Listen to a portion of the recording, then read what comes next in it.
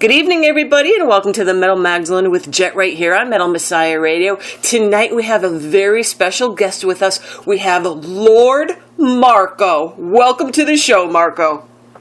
Thank you. Thanks for having me.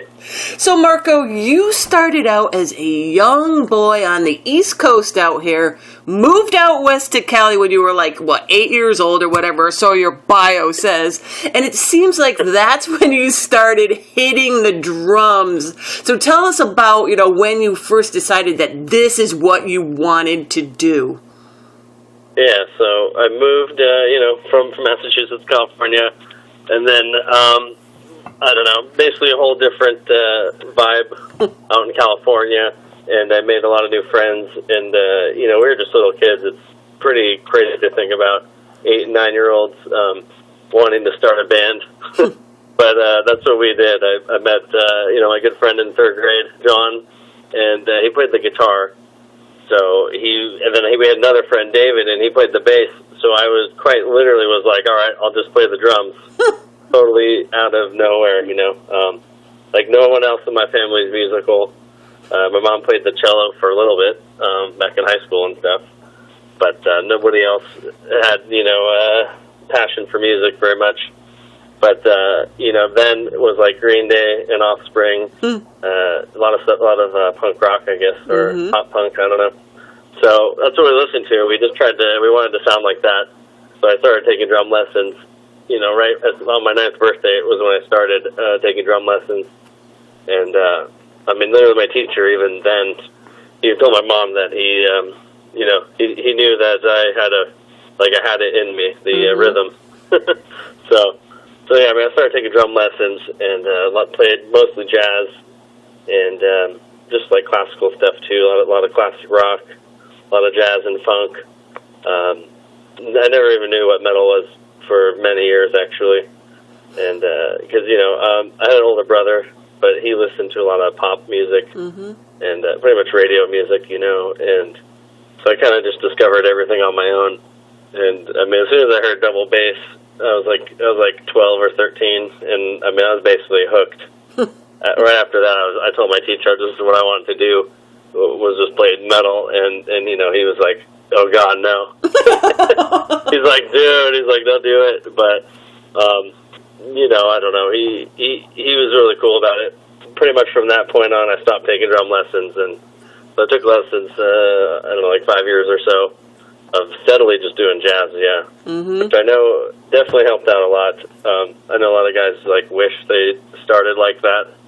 It's definitely harder. I think it's a lot harder for people who just start playing, pretty straightforward rock, and then they try to do other things, and it's just harder to grasp, I guess, the feel and the time, time signatures and stuff. But that's like what I grew up on, was playing pretty tricky stuff, and that's why to me it just made sense to really evolve into playing death metal, because where it's very drum oriented, and it's the main focus I think for a lot of bands is how the drums sound and if they can do it live or not. So, yeah, it was very, very early on. That's what I wanted to do. I definitely, like the other guys that I started the band with, definitely stopped playing music altogether, and they're doing other things with their lives. But I just kept going, and I remember in middle school, I started a punk band, a pretty good one. We played house shows and stuff like that, and. I'd make little mixtapes and I'd pass out everywhere all around school and stuff. And I don't know. I'm just all about. I just have a lot of passion to do it, just to keep going. So what were some of the metal bands that you were all of a sudden you switch there from playing this kind of punky stuff, which is kind of reminiscent of the West Coast anyways, especially when you were a kid, that was all the rage anyways. But what was it that you heard that you were like, oh, I want to do this metal stuff now? Yeah, I talked to a lot of people on AOL Instant Messenger, who I still kind of know now on Facebook and stuff, but these are people I never met before. I don't even remember how it worked back then, but I somehow just met all these people online, and actually, yeah, Beauregard, it's pretty funny. I went from listening to NoFX an MXPX, and then then I heard like Beauregard and Nile and Dying Fetus, pretty much like in that order, and I was hooked. And I mean, that was in like 2000, back when, basically those were like, well, maybe not new bands, but those guys weren't as popular as they are now.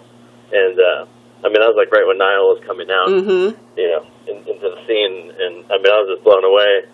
I mean, to me, that was like the craziest stuff ever, and that was like the Catacombs and Ephraim Koth or whatever. I remember I bought that CD. I think I was 13 years old when I bought that. My brother driving me to Rasputin, or it might have even been Tower Records, I'm not sure. But yeah, I went there and bought the CD, and I was just like, oh my god, this is so good. This is so crazy. Like back then, it sounded like Warp Speed, to me. So it's definitely striving just to match that intensity. And was so Marco, when you got out of school, then you basically, started your drumming career, right? More or less. Yeah, exactly. Yeah, exactly. I mean, like even during in high school and stuff, I played in the marching band, and like school band, and the jazz band. I mean, literally the jazz band teacher begged me to be in jazz band. Because I mean, everyone in my school knew who I was. They knew that I was the drummer, and I mean, I never did anything fancy, I guess, like showmanship wise, but everyone knew that I was the guy, even back then, who played in all these bands. So the teacher begged me to do that stuff, and I mean, like every day after school, I would just practice literally for like 5 hours a day. Like, no joke, I'd come home from school and just drum to Beauregard and Dying Fetus, and, like over and over, so.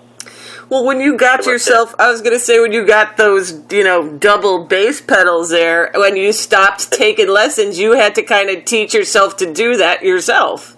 Yeah, exactly. Exactly.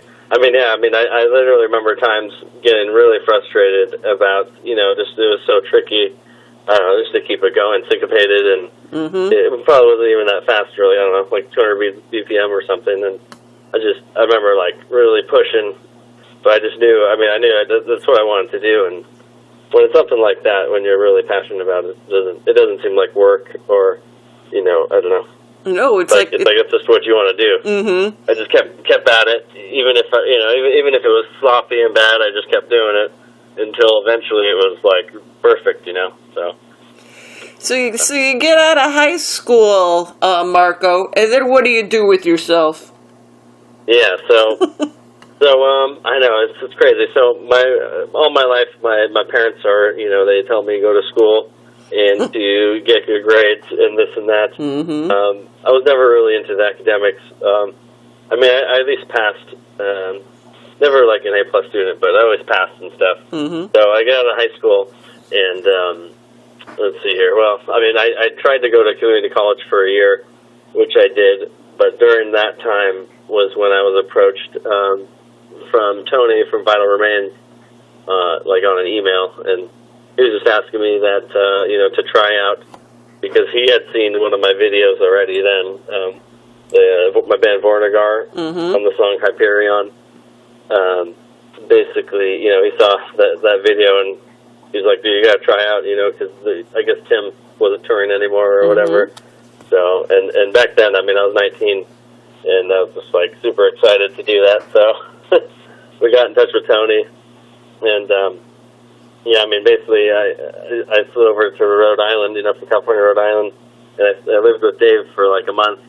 We practiced every day and everything, and then basically I did that European tour, which was really crazy. It was like 56 shows or something. And how old were you, Marco? 19? Yeah, I was 19 then. Yeah, so basically right out of high school, I played in the band Beauregard, which is super melodic death metal, and I'm still really good friends with like all those guys. We all just kind of grew apart though and went our separate ways, but. They're still all really cool guys and stuff. And the main songwriter, Greg, who he lives in Portland, he's just like 3 hours from where I live, and I see him every now and then. But it's just tricky to actually jam together now and stuff. Just because he's always pretty busy with work, and then I have my family life and work too. But Yeah, so I mean, right out of high school, I was still basically we played a lot of shows. Beauregard played a lot of shows. It was kind of like the thing where we played a lot of local shows, and then that was it. Though we never we were all really young. One of the guys was still in high school even, and we had no idea how to go on tour or do any of that stuff. Mm-hmm. We just knew how to play house shows and open for some bands. But that was pretty much it. None of us really understood what else to do. It was definitely more of a hobby. Mm-hmm. Yeah, but I really wanted to take it further, but it's definitely tricky finding the right guys who really want to do that. Mm-hmm. So, yeah, so basically that's why, when Tony approached me to join Vital Remains, that was like a dream come true. Oh my God. So, that was a lot of fun.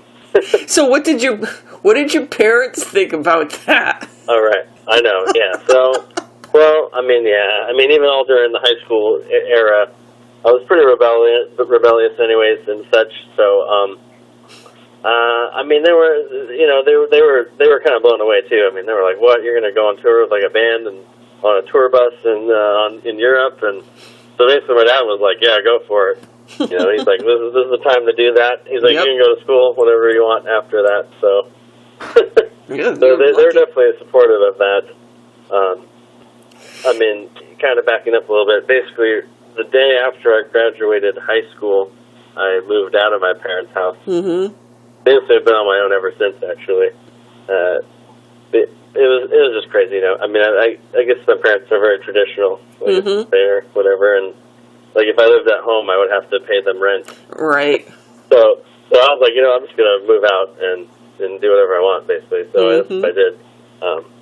Exactly. And then, they still really wanted me to go to school. They would cover any school expenses if I went to school, but I stopped. So, and then pretty much, after the Vital Remains thing, it was just like a waterfall of bands contacting me. But still, I was, that whole Vital Remains thing. That must have been like surreal for you.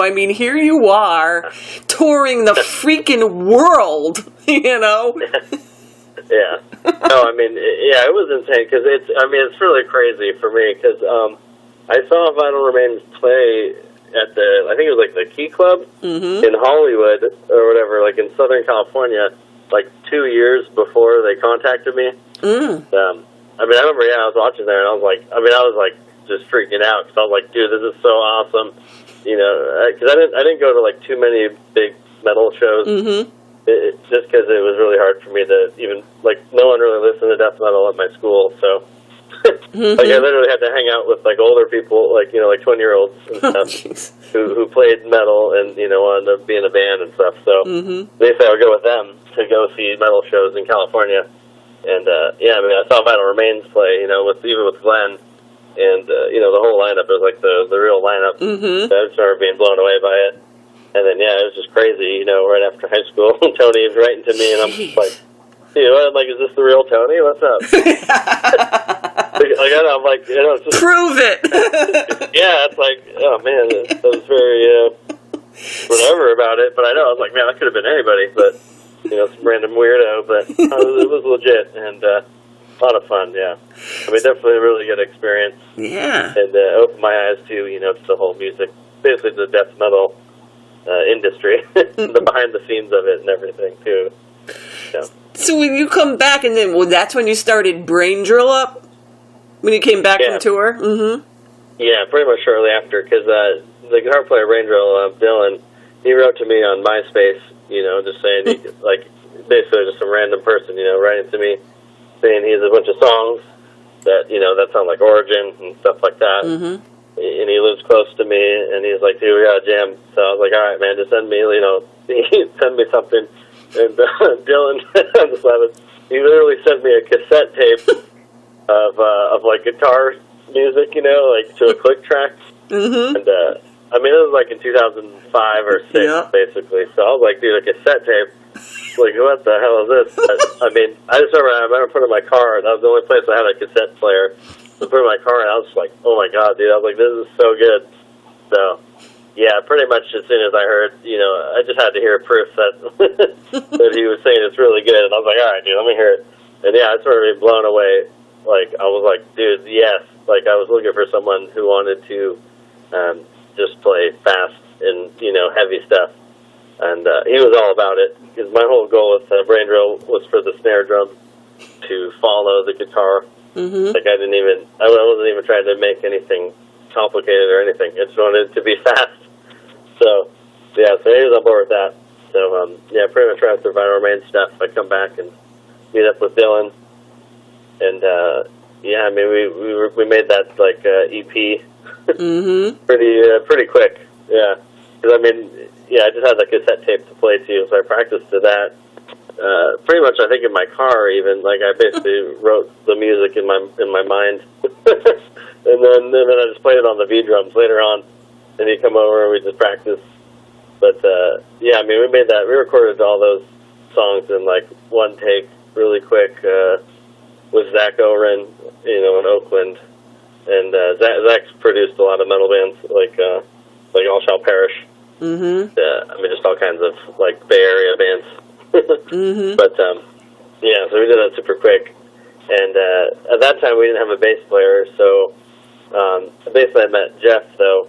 I met Jeff from joining Vile. Because after the Vile Remains tour, Colin Davis also contacted me to basically fill in, to be like a live drummer. So I met Colin as well. Basically, it's all during the same, few months of meeting Dylan. And since Vile's out of the Bay Area as well, so I just meet up with Colin. I learned a couple of the songs, that we're going to play and jam with him, and pretty much a done deal. So I played 3 shows with Vile, like 2006, I guess it was. Mm-hmm. And that's actually how I met Jeff, because he was already in the band Vile as well. And I was like, dude, you'd probably really like the stuff I'm doing with Brain Drill. So I recruited Jeff, and pretty much ever since then, me and Jeff have been the bass and drum duo. Mm-hmm. I've noticed that. Yeah, we've been good friends ever since. So that's cool. So, and then you did a couple other things too, right? You played some shows with the Faceless, right? A few tours with them guys. Yeah. That was pretty much basically during the same time as Brain Drill. Mm-hmm. I joined the Faceless. Kind of similar thing. That's right. So I went down to the NAMM show. Mm-hmm. I've only been there once, and it was awesome. I actually went there because of Gallian Kruger, like the bass amp company. Mm-hmm. Because I went to school with Gallian Kruger's son. Ah. And he actually played in one of my little bands as well. so I know there's all kinds of crazy band interlock history going on, but. Basically I went down to the NAMM show, and at the NAMM show, Michael Keane came up to me and gave me a Faceless CD, and, he said he'd seen my videos too and stuff, and he was like, dude, I guess basically they were looking for a more permanent drummer, since that was when Nick Pierce quit or left or whatever. So, yeah, I was like, all right, hell yeah. So I checked it out, and I was like, dude, this is good too. So I learned those songs like pretty quick, and then just showed them to Michael, and it was pretty much a done deal where I was going to tour with them for a little while, which was fun. Yeah, I did basically 2.5 tours with them, so yeah, that was a lot of fun. Definitely a good band. I really like their sound, their older sound a lot, like on that Alkudama CD. Mm-hmm. Definitely really liked it. And then, I know I was showing Keen a lot of the stuff that I was also friends with and working on too, kind of Anomaly, which is just like really crazy tech stuff. Mm-hmm. And I was showing Keen that a lot, and I know their next album, Planetary Duality or whatever it is. Mm-hmm. I know definitely a lot of influence from Anomaly on there. He was just like, man, this is crazy. So they kicked it up a notch. That was after I quit, though. I definitely, I don't know, I probably would have never actually left that band, but there was a family emergency during the Summer Slaughter tour that I had to leave right away. basically. Mm-hmm. And then they had to, replace me with somebody as quick as they can because this was during the Summer Slaughter tour. So right. Yeah, it was crazy times, but. So okay. Yeah. So now we're done with the Faceless. Now, okay, moving on. So then what? Then you do your little DVD thing? Oh, yeah. So, I know, yeah, the DVD thing. Yeah, because I know, it's basically during this time I moved from California to Oregon. I lived in Oregon for like a year, and that was when I was in the Faceless and stuff. Mm-hmm. And basically moved there, I don't know why. I really don't know why. To save money, I guess, hopefully. But it didn't really work out. So we were like, let's just move back down to California. Since I was going down to California a lot anyways, there was like no point in me living far away during that time. So we moved back to the Bay Area. And then, at that time I didn't have a job or anything. So I was like, dude, I'm just going to make a DVD. So I made, the Lord of the Blast DVD. In our little, we lived in a little, it was somebody's garage, actually, that DVD was filmed, but it was, like a garage setup, like a studio apartment. It had a little kitchen and all that stuff, and, I don't know, I was just like, I'm just going to do it, and, back then on the MySpace, I feel like it was so nice and a lot easier to promote music and whatever you want on there. Because you'd post something on the bulletin, and, like, everybody would see it. Right. And, it was just way easier. And, I got a lot of support from that, so it was awesome. Mm-hmm. I was just out of my little, out of the garage space, my little bedroom, selling these DVDs. I don't even know how many I sold. I know it was a lot, though. It was pretty awesome. And, since then, I haven't really made any instructional DVDs, but I definitely really want to. It's just tricky for timing. Right. And even now, I don't know. I don't feel like I don't know what. I don't practice really that often, so it's like I don't know what new things I could really, explain. But I know all my fans, like my true fans, would love it anyways. Mm-hmm. Like I don't know. I just would feel bad. I really want to try to bring something newer to the table. So right, and then come out with something nice, professionally done. Not in the garage. Yeah, exactly. Like on an acoustic kit. I did it on my V drum set, and I don't know. It was still really good to demonstrate things, but well, it's like it's like you were saying too, Marco. When they had MySpace, it was so much nicer because everybody saw it. There was no restrictions. There was no, they never asked for money, you know what I mean? Boosting your there was none of that stuff, and it was so great for promotion and format, and you could put so much more on your pages and offer so much more to people, and then I don't know, some shit happened there. So you are still active with Anomalous? Oh right, yeah. Basically, I've actually known those guys in Anomalous. I don't know what. I've known the main guitar player since like 2000, I want to say. Mm-hmm. He was one of the random people I met on AOL Instant Messenger back in the day, and like back when I was like a kid, basically. Mm-hmm. And so he was always sending me crazy guitar stuff, and I'm just like, dude, this is nuts, like so insane. And then, basically Anomalous though, man, that's definitely the hardest stuff I've ever had to learn. It's just so crazy. A lot of those songs literally took like 10 years for them to write, too. Oh, my God. The main guitar player, his name is Max. I've known him, since like 2000. I've only met him like 5 times ever in my whole life. But I've met Tim, like the singer, and then the other guitar player, Nate. I've like met them a lot. Mm-hmm. I've jammed with them a bunch of times. I don't know, like at least 30 times or so. Mm-hmm. But Max, like the main guy behind Anomalous, he's kind of like this nomad. He just sells like jewelry on the street in San Francisco, and he doesn't have a car or a phone or like nothing. He's just like literally a nomad. And I remember when he was recording something, like I saw him record some of the solos and stuff, and he was just like, he's like, yeah, man, he's like, I wrote this song.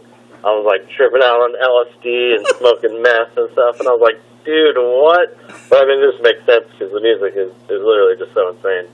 That stuff, like, man, definitely a very creative guy, but so hard to get a hold of. So that was kind of like the downfall with Anomaly was there was just no way we could play shows without Max. You know, Right. He was the shredder of the band. You know, everyone knew him on the guitar stuff, and but I mean, he just was so hard to get a hold of that he would just kind of appear and then disappear and stuff.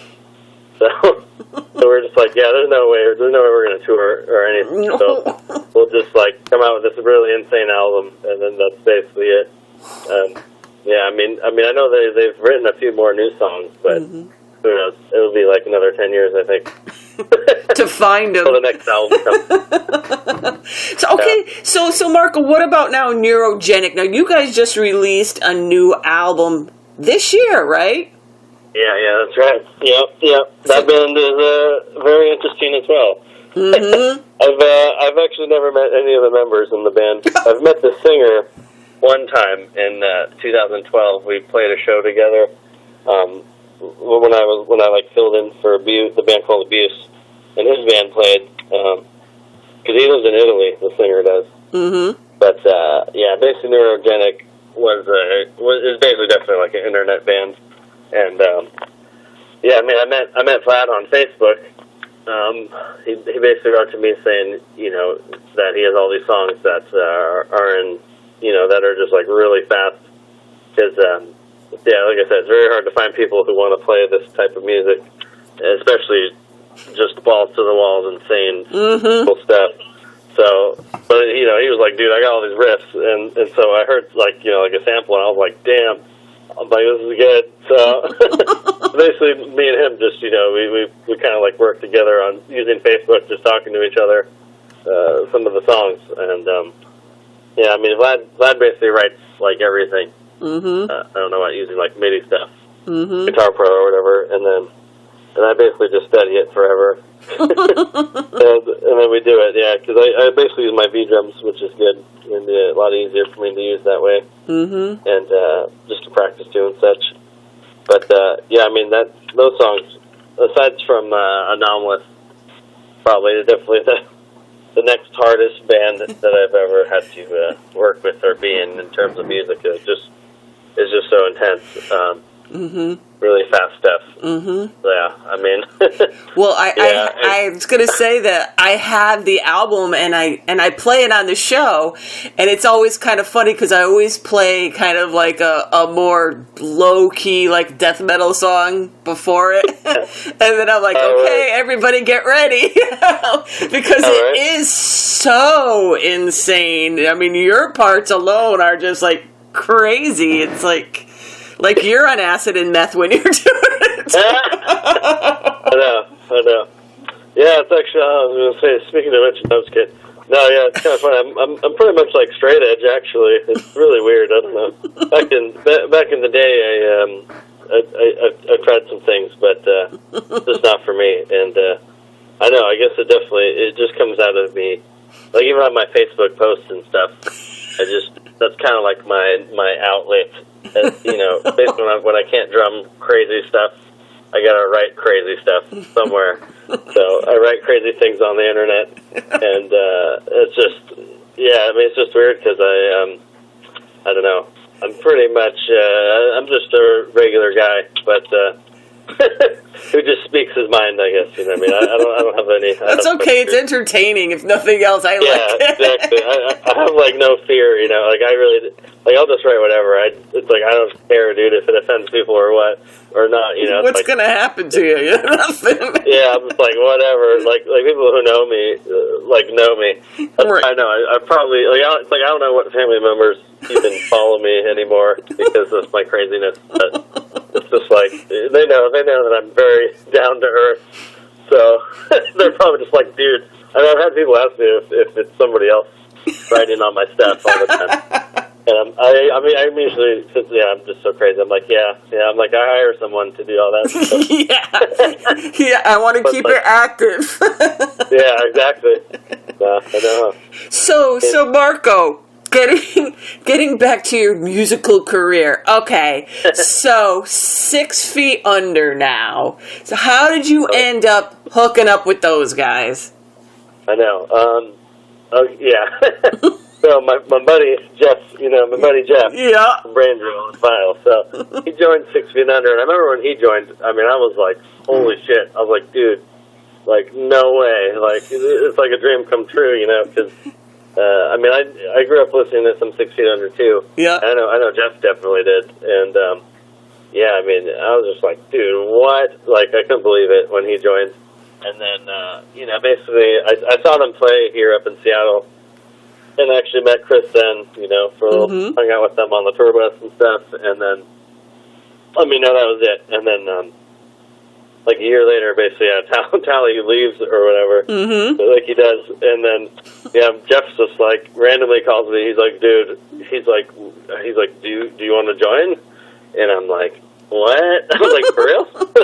And he's like, yeah, and he's like, I know it might be, far-fetched, because he knows I'm busy with family, and, but I was like, dude, hell yeah. Like, I asked my wife, like, what, 6 Feet Under? What the? She's like, hell yeah, do it. So, pretty much, like, everybody was like, yeah, what? Like, do it. So, I mean, I was going to do it no matter what. I mean, an opportunity. Crazy. I mean, yeah, they're so established, and Chris Barnes and everything. The living legend, so. And it must have been nice for you, because now you get to be back with your friend again. Yeah, exactly. No, I know. I mean, yeah, exactly. I mean, Chris is no fool, man. He knows what's up with the death metal. Yeah, he says he was a Brain Drill fan as well, actually. Oh, that's cool. Like, back when we got signed to Metal Blade, and I mean, yeah, he heard it, and he's just like, it's insane. And this is a direct quote from Chris. When I first joined 6 Feet Under, he said this to me. He's like, dude, you're like a Ferrari driving in a go-kart track when in terms of 6 Feet Under, playing 6 Feet Under, I don't know. It was just hella funny. I was laughing pretty hard. But, yeah, I mean, yeah, he knows what he's doing, He's got all the right people to be professional and just sound really clean. I mean, yeah, I know, like, yeah, this is probably definitely the cleanest 6 Feet Under lineup, so... No kidding. And you guys, you're writing new stuff now, right? Yeah. So we basically, Jeff wrote basically the entire new album. Him and Chris mapped it out and everything. And I mean, yeah, it's already recorded and done. I've actually been here listening to some of the mixes right now, and Jeff sent me one actually yesterday, and I was literally just like laughing because I couldn't believe, like, it just sounds so, like, professional, like, it's insane. It is professional. It is professional. That's why. Yeah, I mean, it's just so insane, like, because, yeah, I mean, I don't know, all my other bands are so underground, in my opinion, and it's like, it's just so unreal, because I'm like, dude, yeah, so many people are going to hear this, and, yeah, it's just awesome. And, I mean, I tried to write, of course, I basically write the drums to the music, so... Right. It's not going to be too crazy, but there's definitely a lot of crazy parts. It's definitely, I think it's the most unique 6 Feet Under, that's for sure. Oh, well, that'll be cool. Looking forward to listening to that then. Yeah, I mean, it's a little bit of everything on this CD, that's for sure. And do you know about when that's supposed to come out? I know. I'm not 100% sure. Okay. I know definitely next year, but probably early next year, yeah. Which is almost next year now. It's only a couple of months. It'll be soon, yeah. I know. Time will fly, so. So what are you doing in the meantime musically? I mean, are you like open for session work? Or are you just pretty much doing the family thing and the 6 Feet Under thing? A little bit of everything. I actually just recently got, I kind of agreed to do it already. This band from Taiwan, it's called Gore Pot. And there's actually, you can find a video of me on YouTube already covering one of their songs. It's really good. It's really good, like, slam death metal. It's very non-serious stuff. It's like a party kind of atmosphere. But yeah, I mean, he asked me if I want to record drums on the next CD, and I mean, I told him I'm totally down. I've been such a fan for a while, actually, of them, and plus that'd be awesome to just be a part of. And I really want to expand my fan base. over into China. So yeah, oh yeah, they love that kind of stuff over there. And so, what else you got going on besides that? Anything else we got to know about, Marco? yeah, here. Well, I mean, my other band, like Slam Coke, still trying to work on some steps. There's nothing really new yet, but I know we definitely want to write one more album, because I recorded an album with Sam Coke in 2014, and I mean, that stuff was a lot of fun too. That's the type of band that could definitely make it big time, but since we all live in other countries, it doesn't work. So, yeah, but I mean, other than that, just family stuff. I might be moving again too, so I don't know. It's crazy. But always staying busy, though, that's for sure. So staying on that coast or coming back this side? Oh, right. No, always the West Coast. Always the West Coast? Yeah, always the West Coast. The West Coast is the best, especially now after hearing all about the hurricanes and stuff. Yeah, that is very true down there. Even though everyone's like, well, you guys have earthquakes, but, I mean, earthquakes are, it's like nothing. Earthquakes are like 5 seconds long. Yeah, I'm like, that's like nothing, man. And they happen like all the time, actually, like really little ones. I think we'll be all right for a little bit longer. Yeah, you should be okay for a little bit. So, Marco, you have a couple of sites up now. People could go pick up some Lord Marco merch, official merch, for pretty freaking cheap, actually. I was checking it out. I mean, you got drumsticks, usable stuff, drumsticks, you got stickers, you got drum heads, cracked cymbals, you got all kinds of shit up there for cheap, So what's that site? Yeah, just lordmarco.com. That's my main site.